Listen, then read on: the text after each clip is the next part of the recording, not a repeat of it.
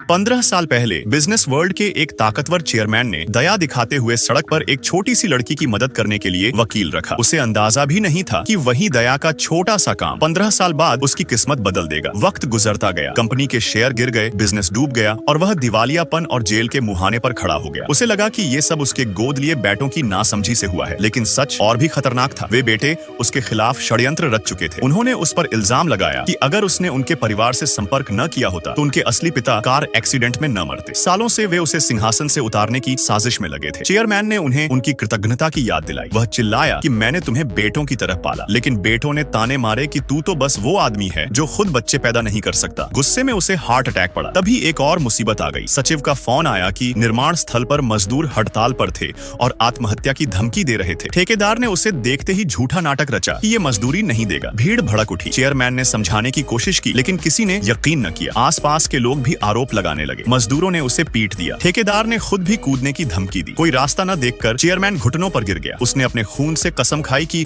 वह मजदूरी देगा। उसने आदेश दिया कि मेरी कार बेचो और पहले मजदूरों की मजदूरी दो। मजदूरों को उसकी पुरानी दयालुता याद आई और उन्होंने फिर से विश्वास किया, लेकिन ठेकेदार घबरा गया क्योंकि असल में वही बेटों का मोहरा था। उसने भीड़ को और भड़काया और चेयरमैन को बेहोश होने तक पिटवाया। किसी राहगीर की मदद से उसकी जान बची, लेकिन आराम का वक्त नहीं था। अदालत का मुकदमा शुरू होने वाला था और उसे तुरंत वकील चाहिए था। इधर उसके बेटों ने पहले ही खेल जीतने की चाल चल दी थी। उन्होंने लगातार 10 साल से अजेय रही क्वीन ऑफ लॉ को हायर किया, 20 मिलियन कैश और सैकड़ों मिलियन की हवेली देकर। उन्हें लगा कि अब बाप की हार तय है, लेकिन उन्हें क्या पता कि वही वकील वही छोटी लड़की थी जिसे उसने 15 साल पहले बचाया था। सच जानने के लिए उसने केस तुरंत स्वीकार कर लिया। चेयरमैन ने एक पुराने दोस्त से मदद मांगी, लेकिन उसने उसका मजाक उड़ाया और कहा पहले 2 लाख ला। जब चेयरमैन ने वादा किया तो उसने रूमाल जमीन पर फेंक दिया और कहा कि भिखारी को भिखारी की तरह रहना चाहिए। अपमानित होकर चेयरमैन उसके जूते साफ करने लगा। उसने याद दिलाया कि ये लॉ फर्म मेरी निवेश से बनी थी, लेकिन दोस्त आग बबूला हो गया, थप्पड़ मारा और बोला कि क्यों मैं हमेशा तुमसे कुछ अंक पीछे रहा, क्यों लड़कियां हमेशा तुम्हें देखती थीं। मैंने कसम खाई थी कि एक दिन तुम्हें पैरों तले कुचल दूंगा। आखिरकार चेयरमैन ने इज्जत निगल ली और सचमुच पायदान बनकर 20,000 लिए। जब वह घर लौटा तो देखा कि बेटे उसकी कंपनी और घर छीनने पर तुले थे। उससे जबरदस्ती दस्तखत करवाने की कोशिश कर रहे थे। तभी दरवाजा खुला और एक महिला अंदर आई। उसका चेहरा देखकर चेयरमैन हैरान रह गया। वह वही छोटी लड़की थी जिसे उसने 15 साल पहले बचाया था। उसने कहा कि आपने मुझे कभी भुलाया नहीं, अब मैं आपकी कंपनी बचाऊंगी। लेकिन बेटे हंसे और बोले कि ये रखेल है, विरासत का हिस्सा लेने आई है। उन्होंने उसे डराने की कोशिश की। वह मुस्कुराई और अपना वकील लाइसेंस दिखाया। बेटों ने सोचा कि ये नकली है और आग लगा दी। उन्हें अंदाजा भी न था कि यही उनकी बर्बादी की शुरुआत है। मुकदमे का दिन आया। बेटे पूरे विश्वास से कोर्ट पहुंचे।